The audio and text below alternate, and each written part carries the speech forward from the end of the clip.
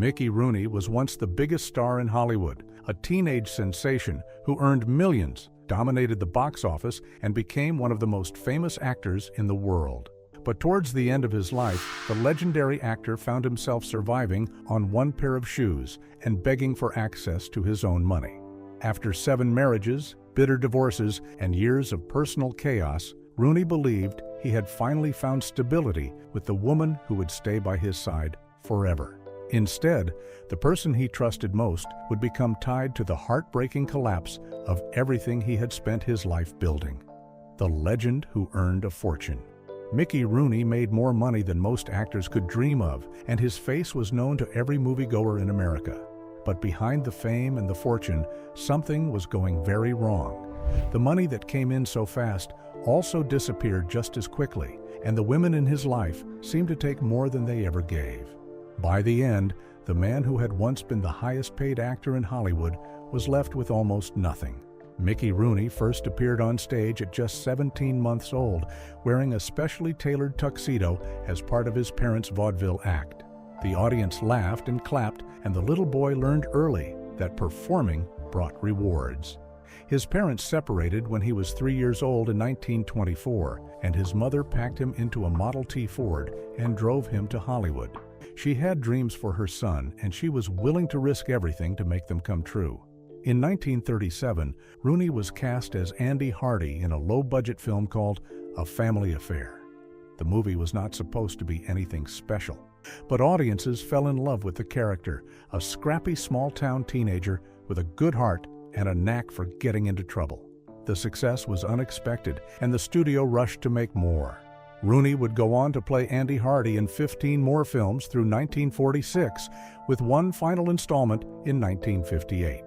The series epitomized an idealized, over-sentimental view of small-town American life, and in an era when the country was struggling through the Great Depression, that optimism was exactly what audiences needed. Between 1939 and 1941, Mickey Rooney was the world's top box office attraction. He was also one of the highest-paid actors of that era, earning more than $300,000 annually. That amount of money in the late 1930s was staggering. He was still a teenager, and he was making more in a year than most families would see in a lifetime. In 1939, at 19 years old, he became the second youngest Best Actor nominee in Academy history. He was also the first teenager ever nominated for his role in Babes in Arms. That same year, he received a special Academy Juvenile Award for his spirit and personification of youth.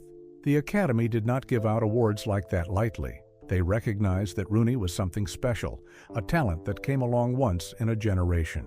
In 1944, he starred opposite a young Elizabeth Taylor in the epic hit National Velvet. The film made him internationally recognized and introduced him to audiences around the world. Laurence Olivier, widely considered the greatest actor of his generation, once said that he considered Rooney the best there has ever been. Director Clarence Brown, who also worked with him, called Rooney the closest thing to a genius he had ever worked with. When World War II broke out, Rooney was drafted into the Army. He served nearly 2 years, but not as a combat soldier. He was assigned to entertain the troops, and he performed for over 2 million soldiers on stage and radio. He also performed in combat zones, bringing a piece of home to men who were thousands of miles away from everything they loved. For his service, he was awarded a Bronze Star. But the war changed him. When he returned to Hollywood in 1945, the industry had moved on. He was too old for the juvenile roles that had made him famous, and at just 5 feet 2 inches tall, he was considered too short for most adult leading roles. The parts stopped coming, the money stopped flowing. He was forced to appear in dozens of B-movies, low-budget productions that paid the bills but did nothing for his reputation. The financial troubles began to mount. He had earned a fortune, but he had also spent it. Alimony payments drained his accounts. Bad investments and bad advice took the rest. In 1962, he declared bankruptcy for the first time. The man who had once been America's top box office star revealed that he had nothing left of the millions of dollars he had earned over the years. But Mickey Rooney was not done. He continued working and taking any role that came his way. His career found new life with well-received supporting parts in films and television. But the financial problems never really went away. He declared bankruptcy for the second time in 1996, owing $1.75 million in back taxes. He wrote a second memoir, Life is Too Short, published in 1991, and even tried his hand at fiction with a novel about a child movie star titled The Search for Sunny Skies in 1994. Some reports estimated that he had earned over $3 billion from his 200 films when adjusted for inflation, but by the time he was an old man, almost none of it remained. Mickey Rooney had conquered Hollywood, but he could not conquer himself. The same energy that made him a star also made him impossible to live with. He married 8 times, and each marriage seemed to end worse than the one before. What happened behind closed doors was far uglier than anything the public ever saw on the screen. Mickey Rooney's chaotic love life. For all the success he found on screen, Mickey Rooney could never seem to make love work. He married 8 times over the course of his life, and each union seemed to end worse than the one before. Some wives left him because he could not stay faithful. Others left because the money ran out or the drinking got too heavy. The chaos of his personal life was legendary even in Hollywood, a town not known for stable relationships. His first marriage was to Ava Gardner, a statuesque MGM contract player who stood 4 inches taller than him. She was just 19 years old when they married in 1942, and he was 21. Louis B. Mayer, the powerful head of MGM, had warned them not to do it. He knew that the 2 young stars were wrong for each other. But Rooney and Gardner did not listen. They married anyway, and they quickly discovered that they had almost nothing in common. One day, Gardner famously exploded, telling Rooney that she was tired of living with a midget. She left him, and the marriage ended in divorce after just 1 year. Rooney's apparent infidelity also played a role, though neither of them spoke much about the details. His second marriage came while he was still in the Army during World War II. He met Betty Jane Phillips, a young beauty queen crowned Miss Birmingham of 1944, while stationed at a military base in Alabama. They married just a few weeks after meeting. She later became a singer under the name B.J. Baker. They had 2 sons together, Mickey Rooney Jr. and Tim Rooney. But when Rooney returned from entertaining troops in Europe, he found that his wife was too intellectually narrow-minded for him. The marriage ended in divorce in 1949 after 4 years. Sadly, their son Tim died in 2006 at age 59 after battling a muscle disease. His third wife was Martha Vickers, an actress known for playing Lauren Bacall's younger sister in the classic film noir, The Big Sleep. They married in 1949 and had 1 son together, but the marriage lasted only 2 years. By this time, Rooney was drinking heavily and indulging in illicit substances. His career was starting to slide, and he was already looking toward his 4th marriage, while the 3rd one was still falling apart. They divorced in 1951. His 4th marriage was to Elaine Devry, a model and actress. They married in 1952 and stayed together for 6 years, divorcing in 1958. By the time this marriage ended, Rooney had been married 4 times and was already planning more. He was forced to appear in low-budget B-movies just to pay off the alimony from his previous wives. The money that had once flowed so freely was now being drained by lawyers and ex-spouses. His 5th marriage was different. Barbara Ann Thomason, a model, became Mrs. Rooney in 1958. She gave him 4 children, including his first daughter. But at the time of her death, the couple were estranged. In 1966, Barbara was found dead in her Brentwood home. Beside her body was the body of her alleged lover, a stuntman and actor named Milos, who had apparently committed the crime. Rooney was devastated. He later said that Barbara was the wife he loved the most. Her tragic death sent him into a deep depression, and he never fully recovered from the loss. His 6th marriage was the strangest of all. Just months after Barbara died, Rooney married her best friend, Marge Lane. He did it so that Marge could help care for his young children. The marriage lasted only 100 days, approximately 3 months. It was the shortest of all his 8 marriages. They divorced in 1967, and Rooney was left to raise the children on his own. His 7th marriage was to Carolyn Hockett, a secretary who had worked for him. They married in 1969 and had 2 daughters together. But financial turmoil ended the relationship in 1975. The money problems that had been building for decades were now impossible to ignore. Rooney declared bankruptcy, and the marriage could not survive the stress. Through all of these marriages and divorces, the pattern was clear. Rooney chose women who seemed to offer stability, and then he drove them away with his drinking and his infidelity and his inability to sit still. He loved the idea of marriage more than the reality of it. He wanted someone to come home to, but he did not want to change the way he lived. The wives came and went, and the children from those marriages grew up with a father who was rarely present. But the worst was still to come. The eighth marriage would make all the others look like minor mistakes. Jan Rooney, the woman who would become his final wife, did not just take his heart. She took his money, his dignity, and almost everything else he had. And the way she did it was so cruel that it would take an act of Congress to stop her. The marriage that cost him everything. By 1978, Mickey Rooney had been married 7 times and divorced 6. The pattern was exhausting, and Rooney himself was tired. He was 57 years old, and his career had been in decline for decades. Most of the money was gone. The fame had faded. He was not looking for another great love. He was looking for someone to grow old with. When he met Jan Chamberlain, a country and western singer 39 years old at the time, he thought he had finally found her. She seemed kind and supportive, nothing like the women who had come before.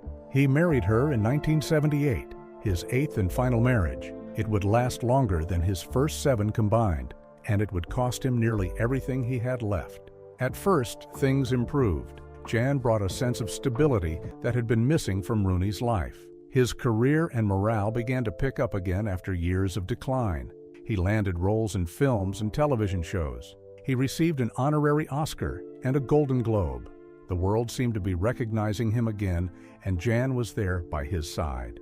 She also brought a son from a previous relationship, a young man named Christopher Aber. Aber became Rooney's stepson and eventually his personal assistant. For 30 years, he worked closely with Rooney, managing his schedule and his affairs. No one suspected that behind the scenes, something much darker was happening. In 1998, Rooney formed a production company called Densmore Productions Incorporated. The company was meant to manage his income and provide some financial security for his remaining years. But Aber allegedly used the company as a vehicle for theft. He issued himself majority stock in the company, named himself treasurer, and began taking money. The man who had been hired to help Rooney was now helping himself to Rooney's accounts. The situation worsened over time. Jan and Christopher together controlled access to Rooney's finances, his mail, his food, and even his medication. He could not write a check without their approval. He could not open a letter without them seeing it first. He was a prisoner in his own home, isolated from the outside world by the 2 people who were supposed to love him most. By February of 2011, a lawyer named Michael Augustine was appointed temporary conservator. He went with Rooney to his banks and began reviewing the accounts. What he found was shocking. $400,000 was missing from Rooney's accounts. The man who had once been the highest-paid actor in America was now so financially strapped that he wore the same clothes day after day. He owned only 1 pair of shoes. He told his lawyer that he could not even buy his wife flowers on Valentine's Day because he had no money. Meanwhile, records showed that Aber owned 2 Mercedes, a Porsche, and 2 houses during the same period that he was controlling Rooney's finances. The money that should have been supporting Rooney was buying luxury cars for his stepson. On March 2, 2011, a 90-year-old Mickey Rooney appeared before the United States Senate Special Committee on Aging in Washington, D.C. He was frail but determined. He told the committee that his money had been taken and misused, and that when he asked for information, he was told that he could not have any of his own information. He said that he had been literally left powerless, that he felt trapped and scared and used and frustrated. He described being bullied and intimidated by his stepson, having his mail withheld from him, and being barred from food and medication. Rooney told the senators that for years he had suffered in silence. He could not muster the courage to seek the help he knew he needed. He warned that if this maltreatment could happen to him, Mickey Rooney, it could happen to anyone. He urged fellow victims of this type of maltreatment not to stay silent because of love for other family members. He told them that they were not alone and that they had nothing to be ashamed of. Then he urged Congress to enact legislation to bolster law enforcement's response to elder maltreatment cases, ranging from financial exploitation to neglect and physical harm. The testimony was powerful, and it made headlines across the country. A Government Accountability Office study released at the same hearing estimated that 14% of elderly Americans experienced some form of maltreatment in 2009. Rooney's case was just one example of a widespread problem, but it was the most famous. The man who had played Andy Hardy, the All-American boy, was now the face of a national crisis. Before the testimony, a Los Angeles judge had already granted Rooney a restraining order against Aber. The order required Aber and his wife to return Rooney's identification documents and passport. Court documents alleged that Aber threatened, intimidated, and harassed Rooney, and that he refused to reveal Rooney's finances other than to tell him that he was broke. Aber and his wife Christina were also accused of withholding medications and food from the aging star. Rooney's legal filings claimed that he was extremely fearful that Aber would become physically threatening against him and might even attempt to take him away from his home without his consent. Jan supported the conservatorship. Her lawyer read a statement calling Rooney one of the remaining Hollywood legends. But supporting the conservatorship was not the same as admitting fault. Jan had been in the middle of everything, and her role in the financial maltreatment was never fully resolved in public. The marriage that was supposed to bring Rooney comfort and companionship had become a nightmare. The woman he trusted had brought a son who stole from him. The two of them together had taken his money, his dignity, and nearly his will to live. Mickey Rooney had survived the Great Depression and World War II and the collapse of his career. He had survived the death of his fifth wife and the failure of 7 previous marriages. But surviving Jan and Christopher Aber required an act of courage that he did not know he still possessed. He went to Washington, he told the truth, and he left it to the courts to decide what happened next.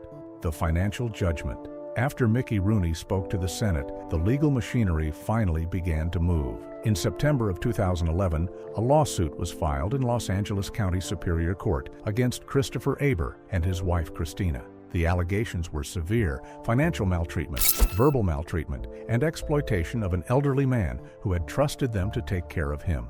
The case took 2 years to wind through the system, but in October of 2013, a judgment was entered. The Abers were ordered to pay $2.8 million in damages for the maltreatment they had inflicted over a 10-year period. The number was staggering, but the reality behind it was less satisfying. The Abers admitted no wrongdoing. The judgment was a stipulated settlement, which meant that the allegations were dropped in exchange for the dollar amount. Neither Christopher nor Christina had to confess to what they had done. They simply agreed to pay. But even that agreement was not what it seemed. The couple's insurance company denied any obligation to pay the amount, and a separate lawsuit was filed to determine who was responsible. Meanwhile, Aber had declared bankruptcy a year before the judgment was even entered. The conservator, Michael Augustine, was honest about the situation.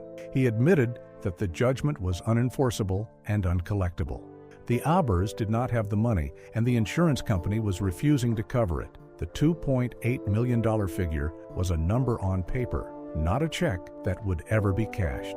Rooney would not see a dime of it. But the case was not really about the money. It was about freeing Rooney from the people who had trapped him. In March of 2011, a judge gave Augustine permanent control of Rooney's affairs. Aber was ordered to stay at least 100 yards away from Rooney and his home. The restraining order was not extended by the court, but Aber knew that any violation would bring serious consequences. The most important change came in July of 2012, when Augustine finally moved Rooney away from Jan Chamberlain.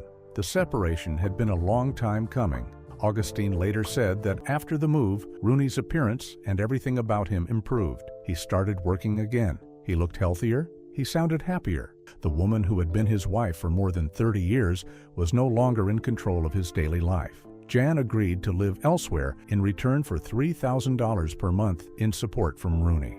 It was a small price to pay for freedom. The man who had once earned millions of dollars was now paying his ex-wife a modest monthly sum just to stay away from him. The arrangement was not fair, but it was final. Mickey Rooney had survived the worst betrayal of his life. He had lost millions of dollars, countless opportunities, and years of his life to people who claimed to love him.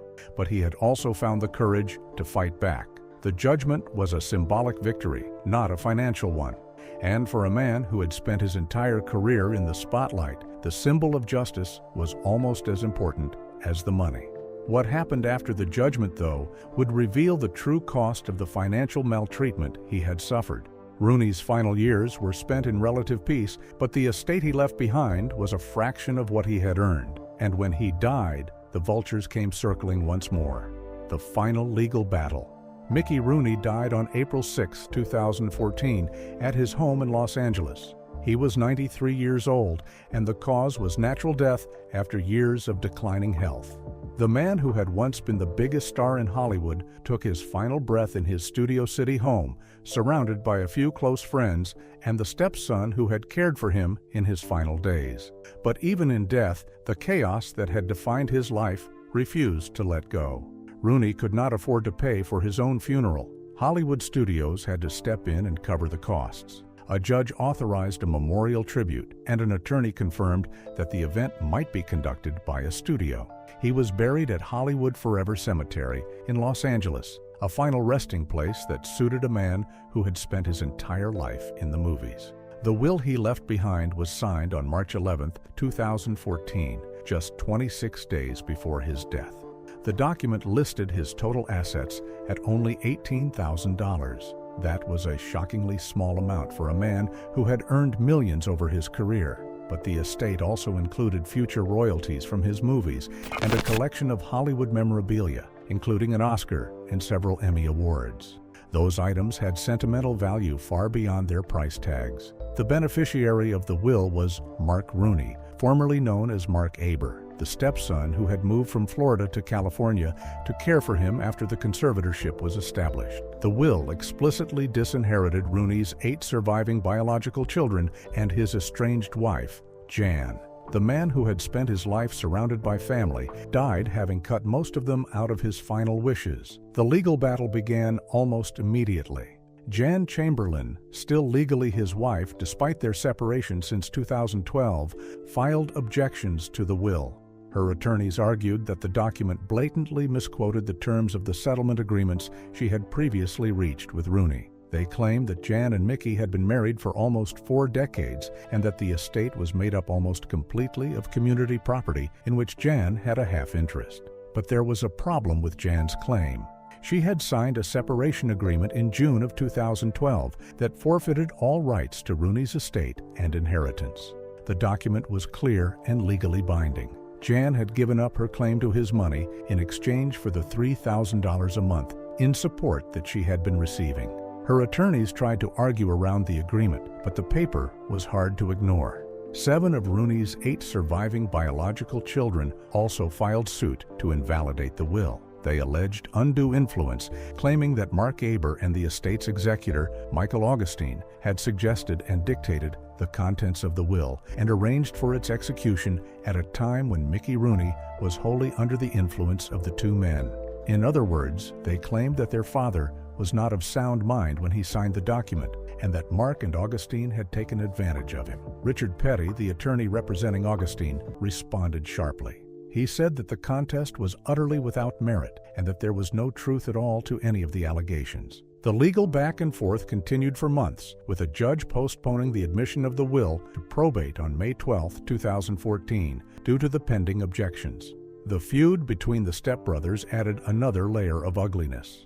Christopher Aber, the stepson who had been accused of stealing from Rooney, publicly attacked his younger brother Mark. He claimed that Mark was an ex-addict who had never worked a day in his life. Christopher even uploaded footage of Mark's appearance on a talk show discussing his addiction problems, hoping to discredit him.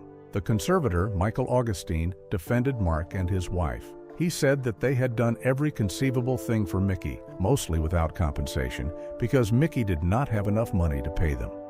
Jan learned of her husband's death not from family or friends, but from a reporter. Someone from TMZ called her to ask for a comment.